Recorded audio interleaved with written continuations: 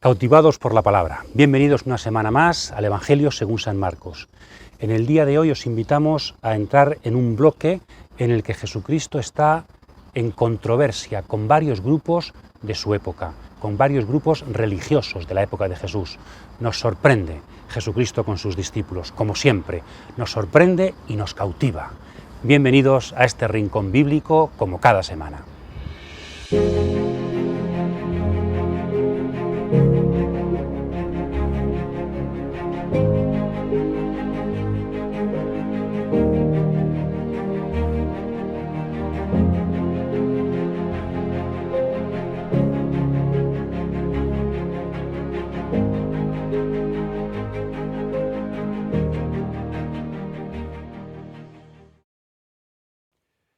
Vamos, por tanto, con otra sección del Evangelio según San Marcos. Nos saltamos un milagro, el leproso, una pericopa aislada, y vamos a continuar en el capítulo 2, porque tenemos una nueva agrupación de textos, de escenas, ¿verdad? En la jornada en Cafarnaún teníamos una agrupación narrativa. El espacio y el tiempo, las escenas, marcaban el itinerario. En cambio, aquí tenemos una agrupación temática. Es decir, lo que une las escenas es un tema que tienen en común, y es que todas son controversias de Jesús con diversos grupos de su época. Capítulo 2 entero hasta el versículo 6 del capítulo 3. Tenemos 5 controversias que hemos puesto aquí, sobre temas diversos y con grupos diversos. La primera, a raíz de la curación de un paralítico, sobre la capacidad de perdonar pecados de Jesús, ¿verdad?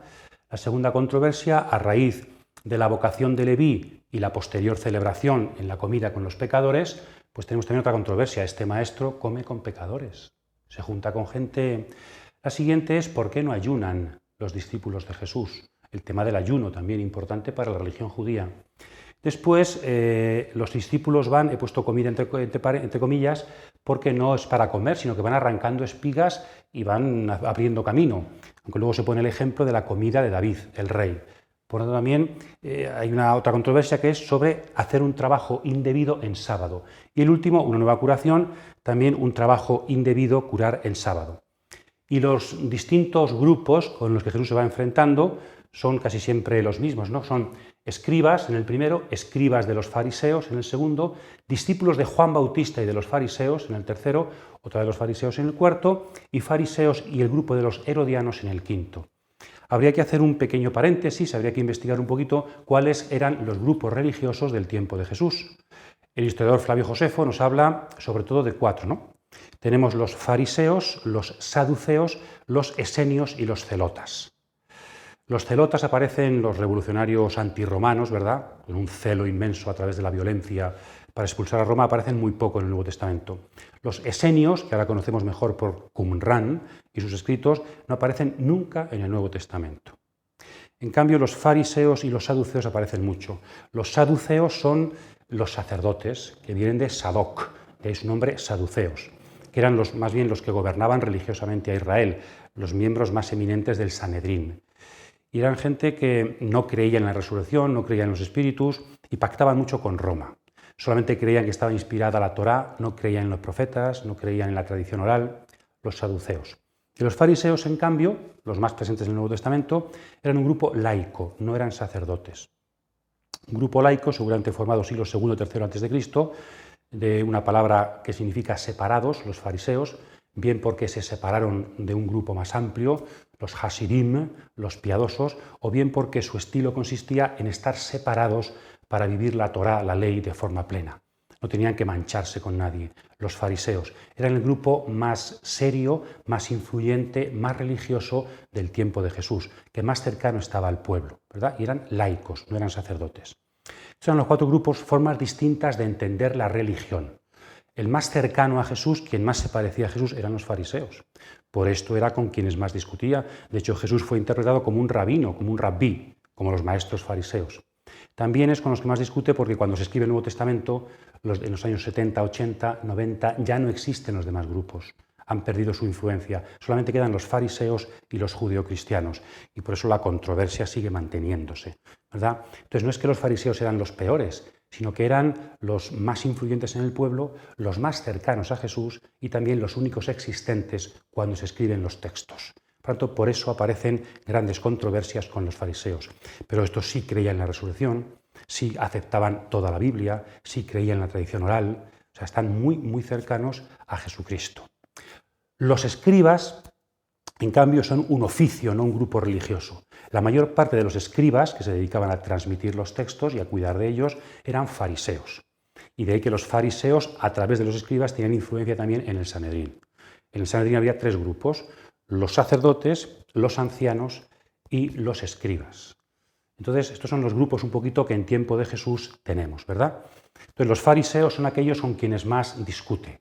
Habría otros grupos, movimientos más apocalípticos, movimientos más bautistas, que tienen que ver, por ejemplo, con Juan, ¿verdad? Y también de los cuales Jesús estuvo bastante cercano, Juan Bautista. Pero sobre todo son los fariseos, los fariseos. Los herodianos no sabemos quiénes eran, los partidarios de Herodes, pero no sabemos más de ellos. Hay algún investigador que los ha identificado con los esenios, porque nunca aparecen, no lo sabemos. Nos quedamos sobre todo con los fariseos, gente seria, muy religiosa, muy cercanos a Jesús, y por eso pues Jesús es a quienes más tiene que corregir y con quienes más se va a enfrentar. Bien, y me gustaría subrayar que este grupo de 5 controversias no es un grupo así sin más, sino que está construido. No es que Jesús se levantó un día y dijo, hoy me toca discutir, y otro día, hoy me toca decir parábolas. Todas las parábolas no. Estas agrupaciones son fruto de la Iglesia primitiva. Jesús tuvo estas controversias, pero luego bien San Marcos, en la época de la redacción, o bien la tradición oral anterior a él, ha ido agrupando las controversias de Jesús, ha ido agrupando, como veremos, las parábolas, ha ido agrupando, ¿verdad? Entonces todo esto lo hizo Jesús, pero ha sido compuesto para, también seguramente para la catequesis, para que nos diéramos cuenta quién es Jesús y el cristianismo frente a los demás grupos. Están tan bien construidas que, fijaos, las 2 primeras tienen parecido que va el tema de los pecadores, ¿no? Jesús perdona pecados, Jesús está con los pecadores. En cambio, las 2 últimas tienen que ver con el sábado, las 2. Y las 3 centrales, la comida y el ayuno, la no comida, tienen también que ver. O sea, está perfectamente bien construido. Incluso todas ellas tienen una especie de estructura concéntrica, ¿no? La primera y la última, por eso hemos puesto A y A', se corresponden, porque son sobre una curación. La segunda y la cuarta en torno a la comida. Y en el centro, la cuestión del ayuno, subrayado, donde aparece sobre todo Jesús como el novio. O sea, las controversias en el fondo son también quién es Jesús frente a otros grupos, la actividad de Jesús y la cristología, quién es Jesús. Jesús es el novio de la nueva alianza. Pues vamos ahora a decir alguna palabra sobre cada una de estas controversias. Entró de nuevo en Cafarnaúm, y al poco tiempo corrió la voz de que estaba en casa. Se agolparon tantos que ni siquiera ante la puerta había ya sitio, mientras él les anunciaba la palabra. Entonces vinieron a traerle a un paralítico llevado entre 4. Al no poder presentárselo a causa de la multitud, abrieron el techo encima de donde él estaba y a través de la abertura practicada, descolgaron la camilla donde yacía el paralítico. Viendo Jesús la fe que tenían, dijo al paralítico: Hijo, tus pecados te son perdonados.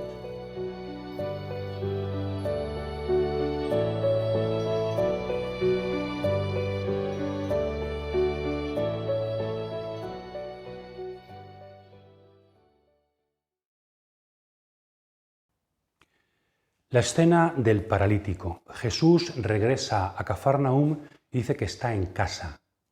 ¿En casa? ¿En qué casa? Antes ha estado en la casa de Simón, después en el Evangelio también aparecerá la casa. Ya lo iremos viendo también, ¿no? Parece que existe una casa en la que sí, no era de Jesús, ¿no? Pero en la que Jesús tendría un poco como el centro de su actividad. De hecho, como os he dicho la semana pasada, se conservan restos de esa casa en Cafarnaúm, que ha sido venerada desde finales del siglo I. Por lo tanto, hoy tenemos un documento arqueológico muy importante, muy histórico, muy verdadero. La casa de Simón, donde Jesús predicaba, dormía, vivía durante un tiempo en Cafarnaúm, iba y venía. Bien, en torno a esa casa en Cafarnaúm se agolpa la gente y el marco general es que Jesús predica. Y entonces va a comenzar una escena en la que unos llevan a un paralítico en una camilla para que sea curado por Jesús. Esa curación del paralítico está interrumpida cuando Jesús ve, porque tiene que pasarlo por el techo, ahí es su fe, ¿no? su insistencia, ve al paralítico, no lo cura, sino que lo dice: hijo, tus pecados están perdonados. Y después llega la curación, para que veáis que el Hijo del Hombre tiene poder para perdonar pecados, la curación. Por tanto, la curación sirve de marco al perdón de los pecados. Digamos aquí un par de cositas creo que importantes. La primera es que cuando llegan con el paralítico, suponeos vosotros o yo, llegamos con una enfermedad de la presencia de Jesús. Vemos a Jesús renqueando nosotros y para pedir a lo que vamos es a lo que vamos, ¿no? Y Jesús nos mira y nos dice: te perdono los pecados. Y tú dices: si yo no venía a eso. Yo venía a que me quitaras la parálisis. A menudo no nos da Dios lo que no le hemos pedido. A menudo no nos sorprende Dios regalándonos cosas mucho más importantes que aquello que le íbamos a pedir. El primer sorprendido no son los escribas aquí. El primer sorprendido es el paralítico los que le llevaban, porque no venían a que le perdonaran los pecados. Venían a otra cosa. Dios, Jesús, nos sorprende y viene a darnos lo que a veces no hemos pedido, aunque necesitamos. Por tanto, primera llamada la atención que se podría aplicar mucho a nuestras vidas. Y luego también, como os acordáis del milagro del primer exorcismo, ¿no? El marco era la predicación y el exorcismo servía para subrayar lo importante que era la predicación. Aquí sucede al contrario. El marco es la curación y en el centro el perdón. La curación sirve para subrayar la importancia del perdón. La curación de un paralítico. Diríamos que hay una dimensión externa, la parálisis, y una dimensión interna, el pecado. Jesús va a curar las dos dimensiones. La dimensión externa, además, que está en el marco externo, muy bien construido narrativamente, y la dimensión interna, el perdón de los pecados. Jesús no ha venido solo a curar por fuera el cuerpo de los hombres, sino que ha venido a sanar el fondo de nuestras personas, para redimirnos, para reconciliarnos con Dios y entre nosotros. Y aquí también una cosa interesante, creo, esa dimensión externa e interna. Dice Jesús que viendo la fe de ellos, no del paralítico, sino de los que le portaban, le dijo: tus pecados están perdonados. Es decir, el paralítico es llevado por otros, tanto por fuera como por dentro. En la dinámica exterior, en la parálisis, es llevado en camilla por otros. Es decir, va a ser curado porque otros le han llevado a Jesús exteriormente. Él solo no podría haberse acercado. Entonces, su cuerpo paralizado está en presencia de Jesús y va a ser curado porque otros le llevan. Pero también interiormente sucede lo mismo. Va a ser perdonado debido a la fe de otros. ¿Veis cómo también es llevado por dentro para ser perdonado por Jesús? No siempre el Señor nos concede gracias porque tenemos fe nosotros, sino por la fe de ellos, nosotros muy a menudo hemos sido sanados. Por tanto, paralítico por fuera, pecador por dentro, portado por otros por fuera, portado a Jesús por la fe de otros en el interior. Y por eso Jesús puede hacer el milagro completamente. Pero la clave de todo no está en el paralítico, aunque es lo que más llama la atención, sino en Jesús. Esto es una cristología. ¿Quién es este? Solo Dios puede perdonar pecados. Realmente Jesús dice: tus pecados te son perdonados, en pasivo, como queriendo decir que Dios te perdona los pecados. Pero ¿quién es Jesucristo? La presencia de Dios que perdona los pecados, el rostro de la misericordia de Dios. Y entonces su poder exterior, su capacidad curativa, sirve para manifestar, para significar su envío profundo como perdonador de los pecados. Pues este es Jesucristo, que según nos va tratando, sanando por fuera y por dentro, se va manifestando como el Dios entre nosotros que nos sana el cuerpo y el alma, por fuera y por dentro, gracias muy a menudo a la fe y al esfuerzo de los demás. Salió de nuevo por la orilla del mar. Toda la gente acudía a él y él les enseñaba. Al pasar vio a Leví, hijo de Alfeo, sentado en el despacho de impuestos, y le dijo: «Sígueme». Él se levantó y le siguió. En cierta ocasión, estando él a la mesa en casa de Leví, muchos publicanos y pecadores se sentaron a la mesa con Jesús y sus discípulos, pues eran muchos los que le seguían.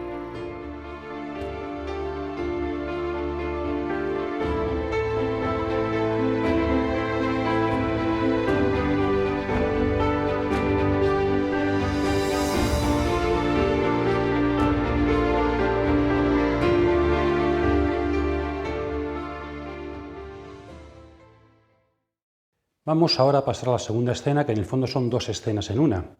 La llamada de Leví, que es un publicano, y luego se une aquí la comida con publicanos en casa de Leví, ya es conocido de Jesús. ¿Quiénes son los publicanos? Son los recaudadores de impuestos. Personas normalmente que recaudaban impuestos para Roma, eran vistos un poco de forma odiosa y también porque se quedaban con parte de... Por lo tanto, eran muy mal vistos por el pueblo. Y no eran pobres publicanos, sino más bien sinvergüencillas que se quedaban con el dinero.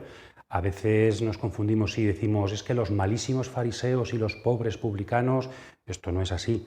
Los publicanos eran gente regular, más bien tirando para mal, y los fariseos eran gente buena.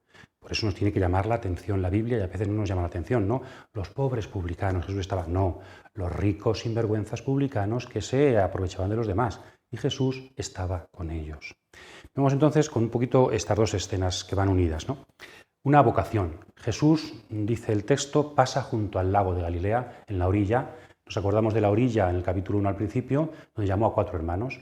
Parece que cuando Jesús pasa por la orilla va a caer alguna vocación. Yo me acuerdo alguna vez que hemos estado en Tierra Santa, en Cafarnaúm, junto a la orilla, allí un grupo de gente, y cuidado que estamos en la orilla del lago. Y siempre que Jesús pasa por la orilla del lago, cae alguna vocación. Pues ojalá que el Señor siga paseándose, porque la Iglesia, el mundo, necesita vocaciones. Seamos publicanos o seamos pescadores, el Señor se pasea, ojalá también que por estos vídeos de Internet, se pasea por el lago de nuestras vidas y suscita vocaciones. Dejarlo todo para seguirle. Que uno es publicano, no pasa nada, que es pecador. He venido a llamar a los pecadores, no a los justos. Por lo tanto, relato de vocación. Y como en el primer relato, Leví deja todo, y en el Evangelio según San Mateo a este personaje se llama Mateo, Leví Mateo, ¿verdad? Con distintos nombres, pero siempre el número de 12 fueron los apóstoles. Entonces, relato de vocación. Jesús va ampliando el grupo de sus seguidores más cercanos. Y como este hombre tiene como oficio recaudar impuestos, publicano, pues luego come con ellos, ¿verdad? El tema del pecado, de que come con pecadores, une esta escena con la anterior, como hemos dicho, con el estar perdonando el pecado. Y el tema de la comida une esta escena con la siguiente, que va a ser el tema del ayuno. Y fijaos qué profunda ironía hay aquí. Profunda, ¿eh? Y si no la pensamos bien es dolorosa. En la siguiente escena, los discípulos de Juan Bautista, positivo, y los discípulos de los fariseos están ayunando, no comen. ¿Y por qué ayunan? Por motivos religiosos. Y en cambio Jesús y sus discípulos banqueteando con sinvergüenzas. La ironía es bastante... Esto es un poco también el reino, ¿no? La gente religiosa se queda fuera del banquete. Lo que le puede pasar al hijo mayor de la parábola del hijo pródigo. El hijo sinvergüenza está en casa, bien vestido y comiendo un banquete, y el hijo mayor está a punto de quedarse fuera porque no comprende la misericordia del Padre. Por tanto, estemos atentos a esta ironía, ¿no? La gente religiosa haciendo sacrificios por Dios. Y en cambio Jesús de Nazaret, el enviado de Dios, banqueteando con pecadores. Claro, entendemos que los fariseos no entendieran esto. No comprendían que la gente religiosa hiciera esfuerzos, tuviera actos piadosos, y mientras el Mesías, el enviado de Dios, estuviera con sinvergüenzas no ayunando. Por tanto, ¿dónde está Dios? ¿Qué nos pide Dios? A veces realizamos actos piadosos que Dios no nos ha pedido. Los profetas también están llenos de estas cuestiones. No es Jesús el primero que hace esto. A veces los profetas, Isaías, por ejemplo, al comenzar dice: me dais a mí sacrificios que no os he pedido. Miqueas, Oseas, Amós. Por tanto, cuidado que no siempre que yo hago un acto religioso, Dios se complace en él. A lo mejor Dios está por ahí fuera pasándoselo bien, mientras yo estoy aquí sacrificándome por Dios. Escuchemos y estemos atentos a los caminos de Dios, porque aquí la ironía es muy grande.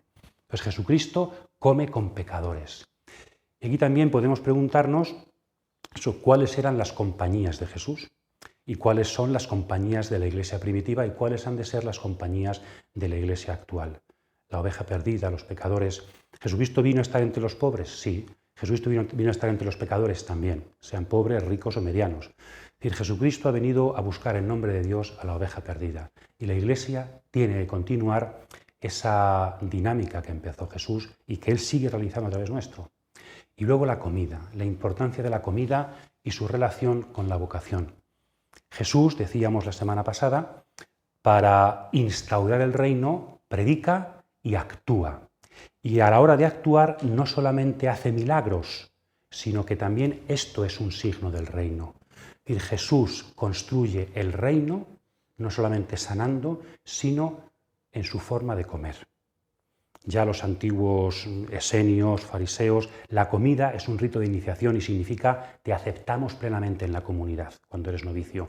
También los reyes tenían sus triclinium, triclinia, donde comían sus invitados más cercanos. Es decir, comer con alguien significa hacerle amigo tuyo. La sociedad se construye también a través de las comidas. Cada sociedad come de una forma distinta. Las familias se configuran en torno a la comida. Por tanto, el reino no es sino que Dios ha venido a poner la mesa para que los pecadores puedan participar.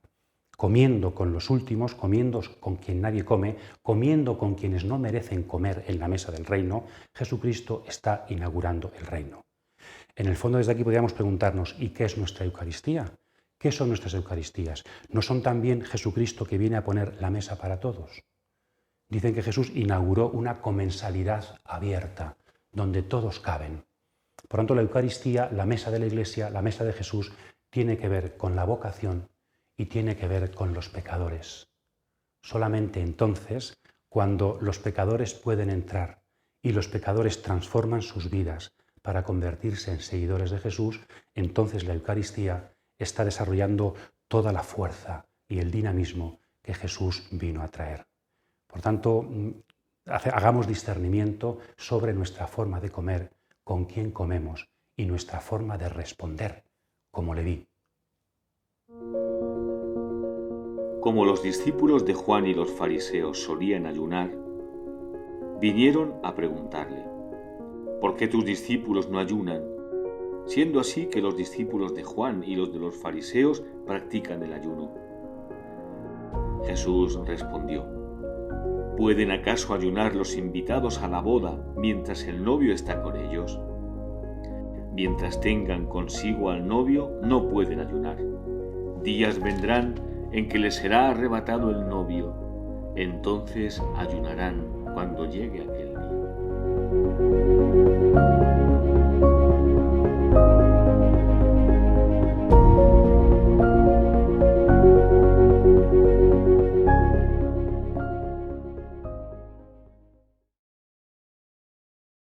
Pasamos a la siguiente escena, la central de estas controversias, que es la cuestión sobre el ayuno.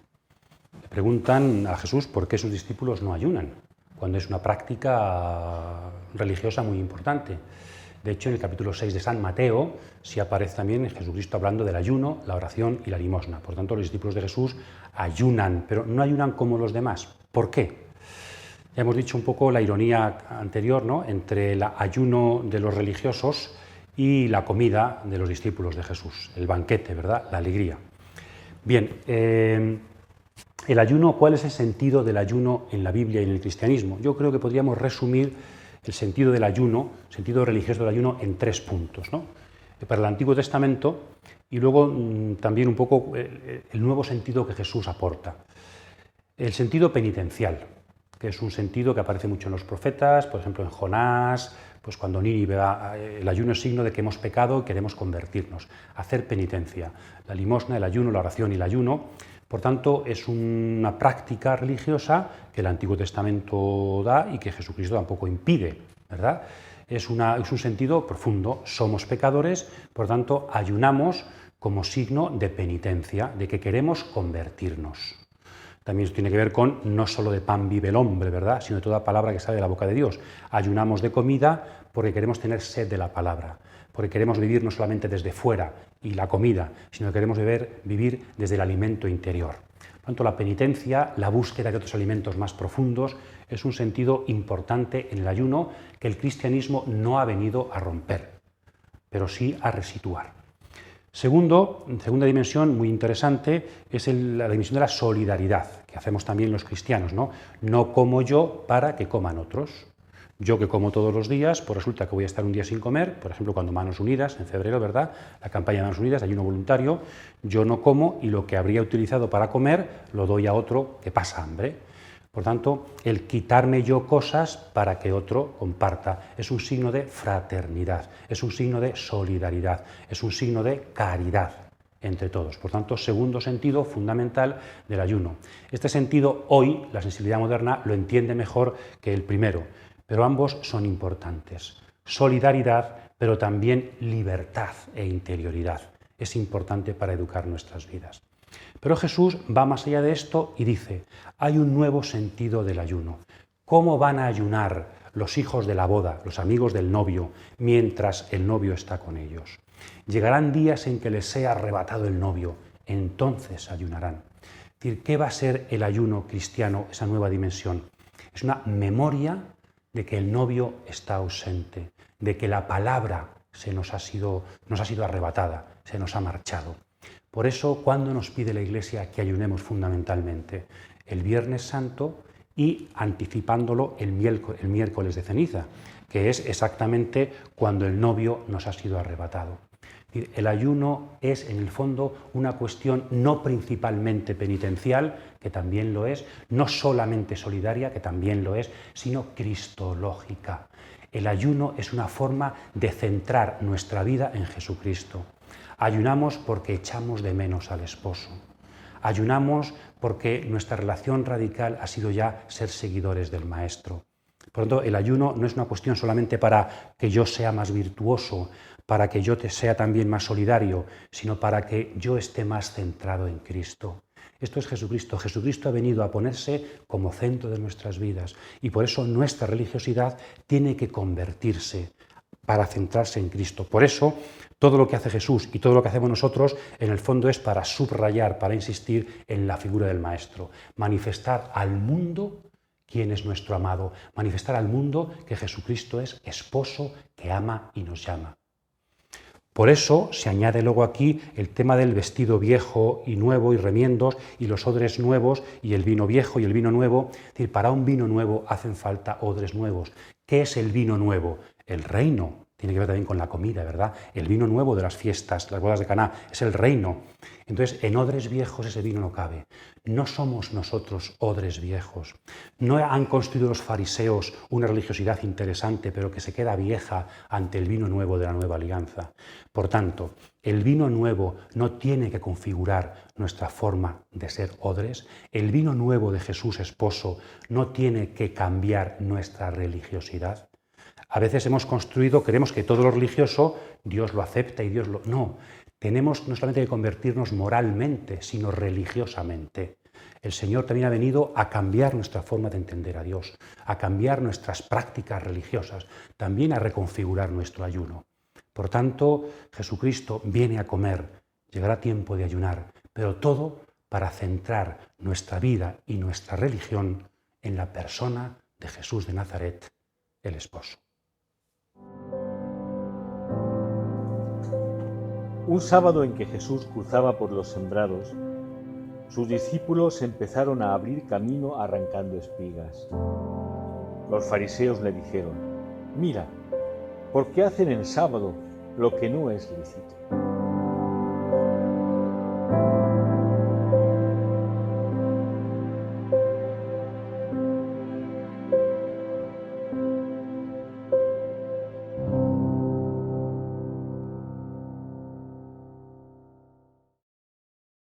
Vamos con las dos últimas controversias que tienen que ver con el sábado. Una, los discípulos que arrancan espigas para hacer camino, y otra, Jesucristo que cura en sábado al hombre de la mano paralizada. Actividad ilícita en sábado. Es verdad que el sábado es una institución fundamental para Israel y Jesucristo no ha venido a acabar con ella, pero es verdad también que hay que interpretar. El sábado hay que descansar, pero ¿qué se puede hacer? ¿Qué mínimos se pueden hacer? Y aquí los distintos grupos judíos tenían distintas interpretaciones. Había algunos más radicales, como los que escribieron el libro de los jubileos, que dicen que hasta los ángeles guardan el sábado, y Dios guarda el sábado, Dios no trabaja en sábado, dicen, y por eso quien trabaja en sábado, pena de muerte. Y en cambio hay gente mucho más abierta que dicen, por ejemplo, los fariseos eran de los más abiertos, que para salvar una vida se puede trabajar en sábado, porque de esta forma consigues que alguien a quien salvas cumpla muchos sábados. Por tanto, Jesucristo, aunque se enfrenta con los fariseos son uno de los grupos más humanitarios y más abiertos en el tema del sábado. Pero aún así, pues, había discusiones incluso dentro de los distintos grupos fariseos. Aquí Jesucristo pues, entra en esa discusión. Y lo que sí parece claro en la actitud de Jesús ante el sábado es que no tenemos una casualidad, como que Jesús cura y no se da cuenta que es sábado. ¿Y cómo curas en sábado? ¡Anda! Es sábado. Bueno, pues tampoco le doy más importancia, no pasa nada. No, no es eso. La cantidad de veces que Jesucristo aparece en el sábado actuando parece que lo hace aposta. De hecho, el capítulo 5 de San Juan nos dice: mi Padre actúa en sábado, yo actúo en sábado. Ya los fariseos decían que el Padre, Dios, actúa en sábado porque hay muertes y nacimientos. Por tanto, Dios da la vida y Dios juzga. Dios se actúa en sábado. Y Jesucristo dice: yo también doy la vida y juzgo. De alguna forma, Jesucristo viene a dar un mensaje con su actitud ante el sábado. Viene a decirnos alguna novedad con su actitud ante la ley. El sábado es una de las normas fundamentales e identitarias del pueblo de Israel. Entonces, dos ideas creo que hay aquí importantes. Una, ¿por qué se puede trabajar en sábado en algunos momentos? Por razones humanitarias. Es decir, esa frase famosa: el sábado se ha hecho para el hombre y no el hombre para el sábado. Es decir, el ser humano es más importante que la ley. Las leyes han sido hechas para el hombre, al servicio del hombre. Lo que a Dios le importa no son las leyes, a Dios le importamos nosotros. Y las leyes son importantes y necesarias. Las leyes son necesarias, pero como servicio al hombre. Por lo tanto, hay que interpretar y vivir las leyes como un servicio al hombre. Por lo tanto, la primera razón que Jesús da para esto es: tenéis que aprender a resituar las cosas, a reconducir vuestra concepción de la ley.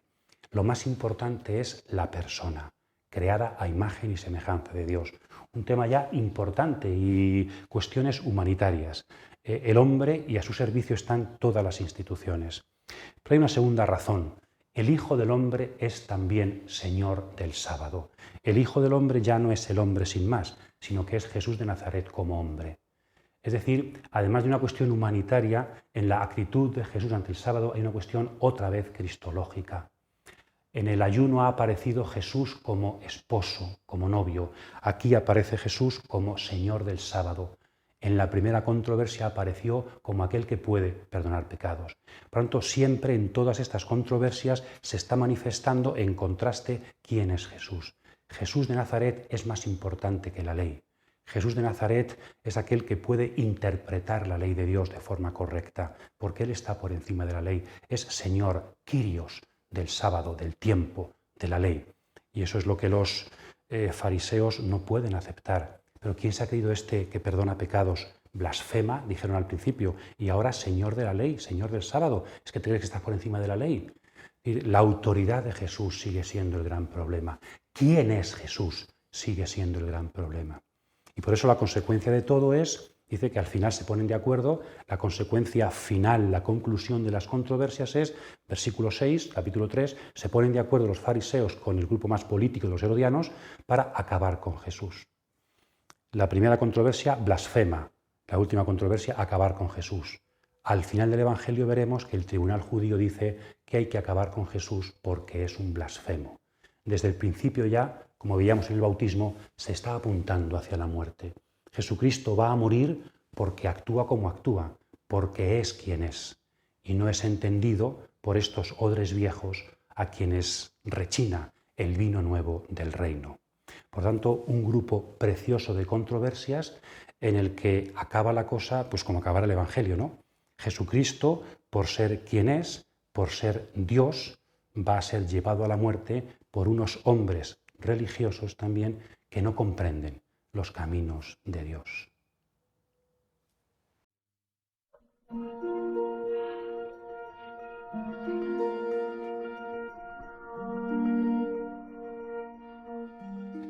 Las controversias de Jesús. El reino también se anuncia en contraste, por contraste.